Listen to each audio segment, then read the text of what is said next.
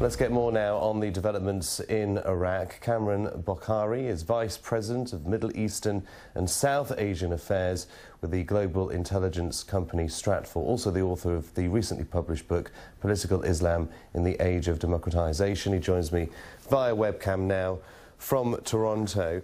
Firstly, let's just start with Iran's announcement that they are willing to cooperate with the United States. Not much reaction from Washington to that as yet. But is this a sign of the continuing better relations of America, or is it simply that Iran feel threatened by ISIS themselves? I think that it is a sign that Iran is feeling more comfortable in cooperating with the United States, especially when there is a threat on its western flank. But mind you that U.S. Iranian cooperation against jihadists is not new. It happened after 9/11.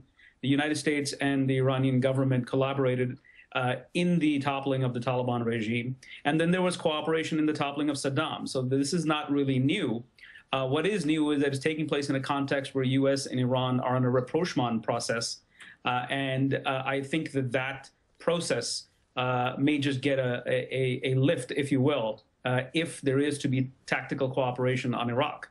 You're right to say it's not new, but isn't it still significant? Because am I right in saying that Iran felt very let down after they helped America post 9/11? Yes, it felt let down after the cooperation it gave to the United States. And yes, the atmosphere is different. What I'm trying to say is that if U.S. and Iran cooperated when relations were really bad, think of what can happen if the relationship is not as bad. In fact, they're already made quite a bit of progress on the nuclear negotiations. We've been hearing from a spokesman from another insurgency in Iraq, the Iraqi revolutionaries, who say that ISIS aren't that powerful and aren't in control of Mosul as much as you would think. A very confusing picture. What do we know about ISIS, and how powerful and how heavy-handed can they be? Well, what we do know is ISIS, even if it had several thousand fighters, let's say they had 4,000 fighters. This is a city of over 2 million.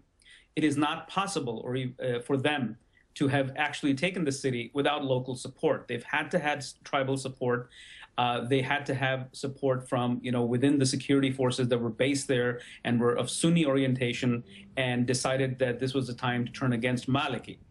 And so definitely ISIS it's a main player, but it's definitely not the player. There's a lot of collaboration over here. There's a partnership. The question is, who has the upper hand? Mr. Bokhari, many thanks for your time. My pleasure.